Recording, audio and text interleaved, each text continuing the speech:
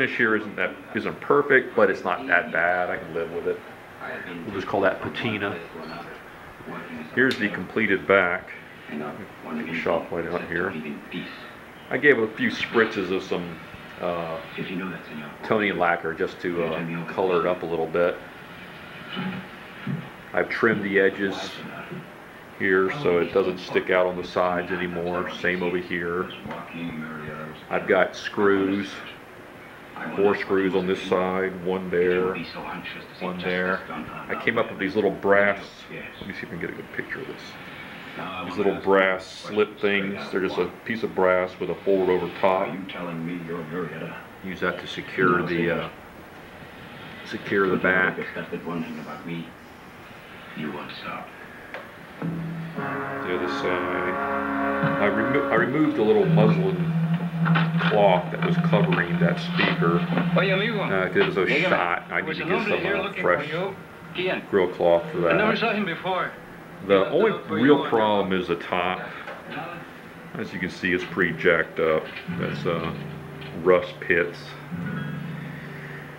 I guess I could sand it all the way down and attempt to simulate that same wood finish, but you know, I think I'm just going to leave it and let it go at that. Anyway, that's the complete.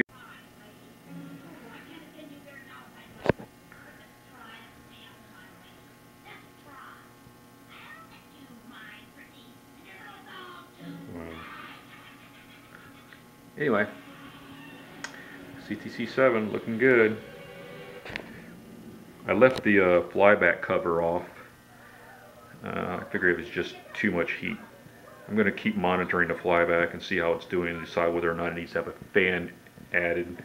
If I leave the flyback cover off and it stays fine, I'll be alright. If it still runs a little bit warm, putting the fan would be really easy because I can just mount it pretty much anywhere and just kind of aim it in the general direction of fly. That should take care of it.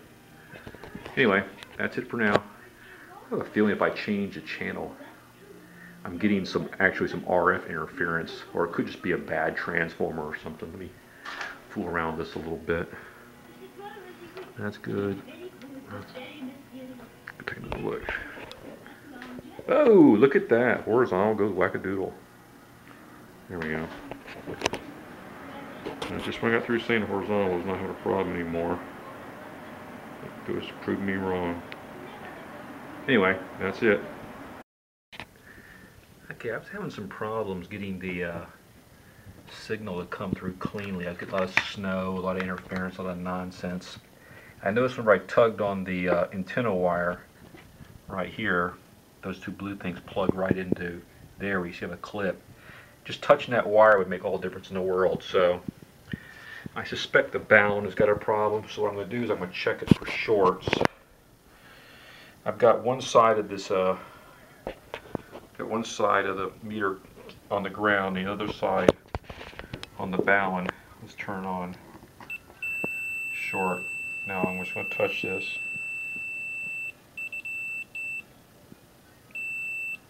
Yeah, that's not good. Put on the other side. I think this side was okay.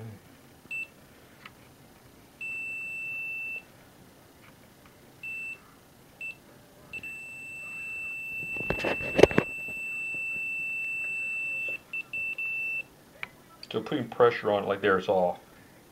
You touch it and tug on it, it's on again. So I'm gonna have to look at this.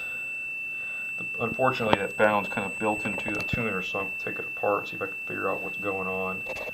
But this is a problem. Rusty on the inside, just like it was on the outside, but who cares? Let's take a look at the picture here. I got Dorothy on, of course. There we go. That's a nice shot of Dorothy. Freeze frame. Here's a tint range. She goes pretty purple to pretty green. It's got a good tint range. Color back off. That's probably where it really should be. All the way off. Nice grayscale. much less noise in the picture now. There was a problem with the balun in the tuner.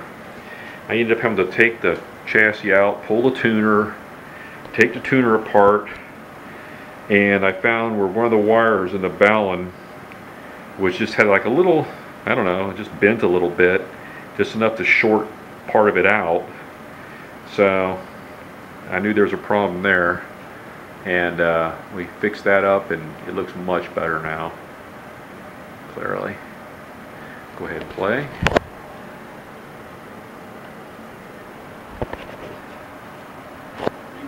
There we go. I am a witch. I'm Linda, the witch of the north. You are? I beg your pardon, but I've never heard of a beautiful witch before. Only that is Anyway, there it is, the CTC-7 with the back, which is off now and sitting right over there. I don't know, see if any other thing happened. Oh, anybody works on these TVs? Let me turn this volume down. Just a little heads up. Just go right ahead to these stupid speakers, and you see that little white dot right there? Right there. Okay, that's my rivet. Alright. The original rivets on these speakers always break. And they generally break when you're trying to unhook the little connectors. And they generally break, and then the whole little fiber board with the voice coil lead outs break. And then you've got a big friggin' mess to deal with. So, do yourself a favor. Gently do everything you can to get that wire off while supporting that board, and then go ahead and get that rivet out of there. Go ahead and break it out, grind it out, do whatever you have to do. That factory rivet will break, and replace it before you break the voice coil leads like I did.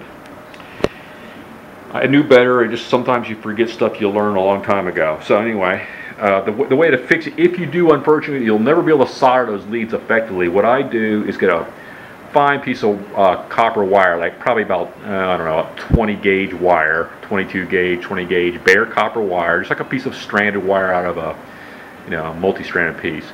Make sure it's bare copper. Find yourself a little small drill bit that's just a little bit bigger than that kind of braided soft lead out wire. Coil it up like a pigtail, slip it over that braid, crimp it with some needle nose, and then if you can get some flux in there, try to put a little solder, but don't worry about too much.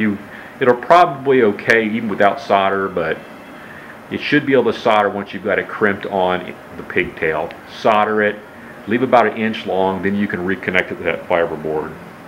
Trying to solder directly to that wire is almost impossible. I don't know if it's just dirt or the nature of the wire or what the deal is, but it doesn't like to have solder stuck to it. Look how nice these yellows are. It's a big deal getting that yellow.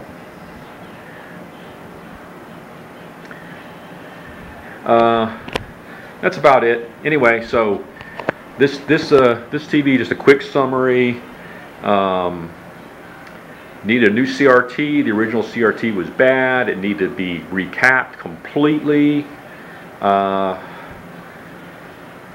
Let's see, any other little weird stuff? I can't remember all the little odds. So I probably already talked about it a million times. Sometimes I turn on the light, I can remember better.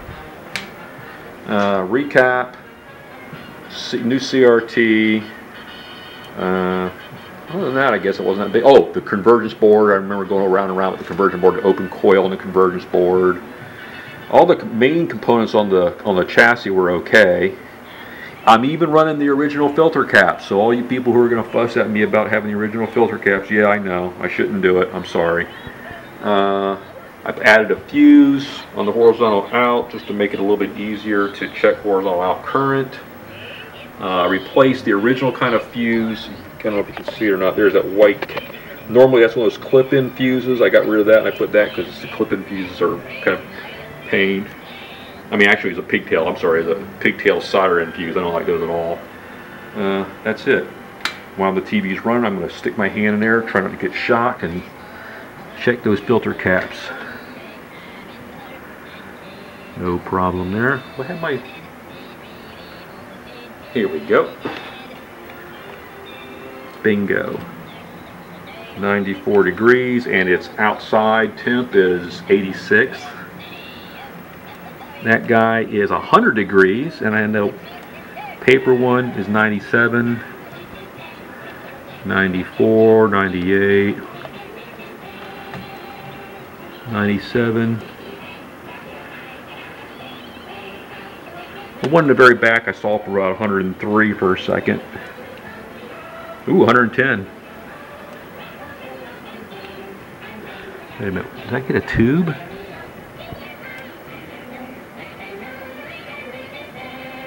Yeah, I saw 107 in there. Let me feel it.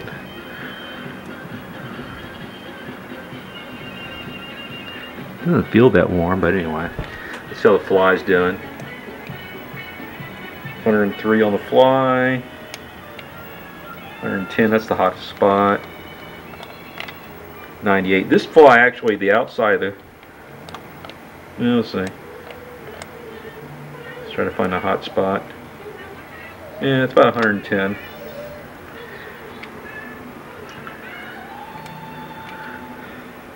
That's the cap.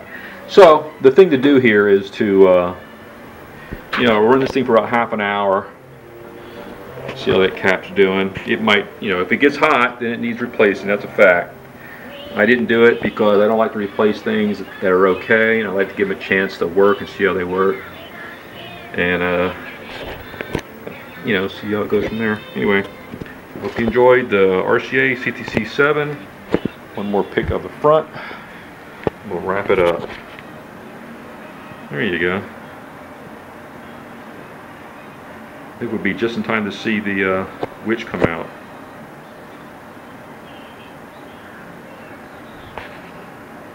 Here it comes. I'll probably make this two parts because this is running long. Oops, that was the brightness, sorry.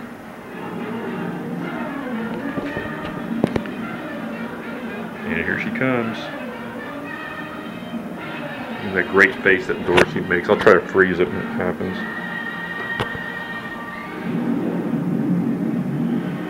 And bingo. There we go. Let's adjust that face tone a little bit. Tint. There you go. Probably right about there is more like it. Anyway, CTC-7, Wizard of Oz, Dorothy, looking good. Hope you enjoyed it.